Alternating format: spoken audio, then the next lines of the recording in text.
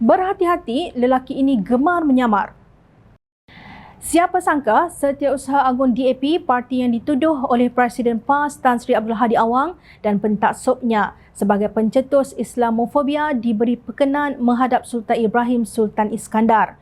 Dalam satu hantaran di Facebook rasmi bertajuk Sultan Johor terima menghadap Menteri Pengangkutan, dinyatakan bahawa Duli Yang Maha Mulia Sultan Johor Sultan Ibrahim Ibni Almarhum Sultan Iskandar berkenan menerima menghadap Menteri Pengangkutan Yang Berhormat Anthony Lok Siu-Fuk pada hari ini iaitu 16 Disember.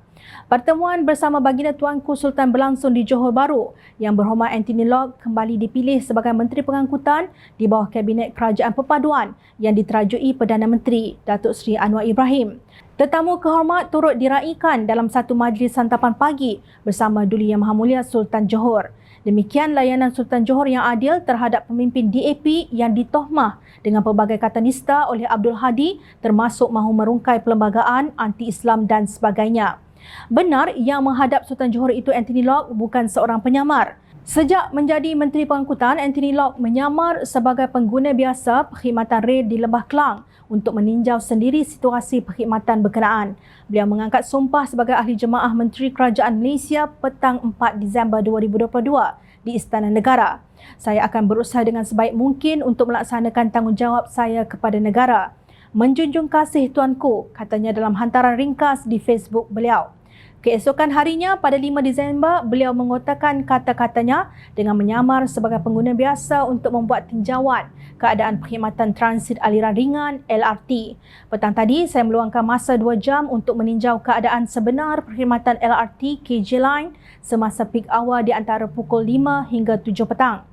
Keadaan cukup sesak dalam tren dan sudah tentu tidak selesa kepada penumpang. Saya tidak memaklumkan kepada pihak pengurusan prasarana dan pihak media kerana saya nak mengalami sendiri keadaan sebenar seperti penumpang-penumpang biasa untuk merasai apa yang mereka perlu lalui setiap hari, ujarnya dalam satu kenyataan. Anthony Lok berkata beliau memahami kesulitan yang dihadapi oleh penumpang LRT.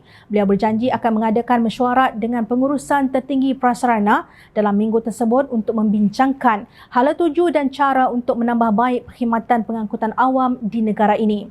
Pada petang 15 Disember pula, Anthony Lok sekali lagi menyamar sebagai pengguna biasa untuk meninjau perkhidmatan KTM komuter dan keadaan di Terminal Bersepadu Selatan. Saya mengambil tren komuter dari KL Central ke stesen Bandar Tasik Selatan bersama 2 pembantu saya. Saya menerima banyak maklum balas dari media sosial berkenaan perkhidmatan komuter dan masalah mencetak pas masuk bas di TBS, ujarnya di Facebook. Kali ini, beliau berjanji akan berjumpa dengan pihak pengurusan KTMB dalam masa terdekat untuk membincangkan cara untuk menambah baik dan menambah kekerapan perkhidmatan komuter. Saya faham bahawa KTMB menghadapi pelbagai kekangan operasi yang disebabkan oleh projek menaik taraf landasan KVDT 1 yang masih belum siap dan KVDT 2 yang tergendala. Saya juga akan berjumpa dengan pihak pengurusan TBS untuk membincangkan kesiapsagaan untuk menguruskan jumlah penumpang yang ramai pada hujung minggu dan musim perayaan, tegasnya. Hasil daripada penyamaran Anthony Lok sebagai pengguna biasa itu, maka kelam kabut pihak Airrapid KL melakukan kerja-kerja baik pulih di beberapa stesen MRT laluan Kajang. Antara kerja baik pulih yang dilakukan termasuk eskalator di laluan pejalan kaki Muzium Negara ke KL Central. Difahamkan kerja-kerja pemasangan pemegang tangan untuk eskalator itu telah selesai pada 14 Disember lepas. Boleh pula pihak berkenaan menjadi cergas apabila Menteri turun padang. Anthony Lok laju buat kerja, bukan seperti seorang pemimpin PAS yang makan gaji buta dan hari ini meroyan setelah kehilangan jawatan tersebut dengan tuduhan yang tidak wajar dilemparkan ke atas institusi istana.